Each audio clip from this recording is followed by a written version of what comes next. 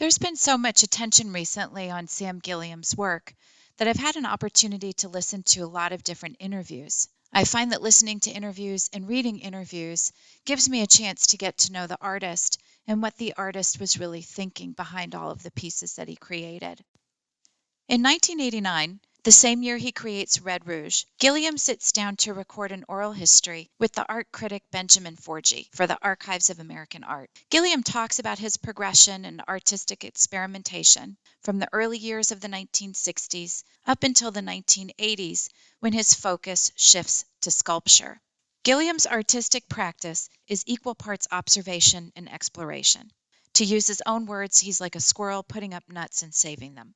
His knowledge of art history is significant, and he combines that learning with ideas from artists and contemporaries.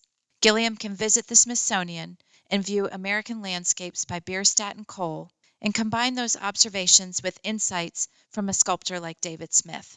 Gilliam's instinct is to contemplate space and invent new ways to put the viewer in that space. Throughout his career, he's been interested in sculptural concepts, starting from an exploration of what a painting could be. Gilliam moved into a period of sculpture starting in the early 1980s as a way to compete for large-scale public commissions. The first proposal was completed in about 1980, and in 1985 Gilliam works on the Davis Square project in Cambridge, Massachusetts. Additional projects like LaGuardia come a decade later. Architect Stephen Spurlock was an essential collaborator who helped in the practical essentials like installation. Assemblages like Red Rouge speak to Gilliam's experiments in sculpture on a smaller scale from this period. Red Rouge is a complex structure of metal, wood, and paint. The raked surface is a significant innovation of Gilliam's, which can be seen in another work being offered in the December auction, Lot 35, dating to the early 1990s. Assemblages from this period have a structural complexity which is rarely discussed. And Gilliam notes in his oral history that the process for making these works was more difficult for him than painting. It was labor-intensive to make Red Rouge, and so the artist created fewer of these kinds of sculptural relationships. The shapes are ones Gilliam examines again, however, including for dihedral at LaGuardia. Gilliam's impressive career has spanned over 60 years and is going strong, with a show of new work at Pace Gallery which opened this November. For the Pace show, Gilliam has returned again to sculpture.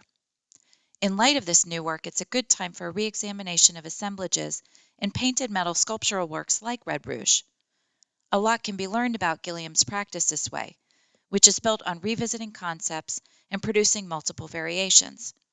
And sculptural concepts have always been central to Gilliam's practice. Going back to that oral history interview in 1989, the year Red Rouge was created, Gilliam felt that he was doing his best work, exploring sculptural relationships and making the paint interact with the sculpture. For more information on the works by Sam Gilliam being offered at Doyle on December 2nd, please visit our website at doyle.com, and thanks so much for listening.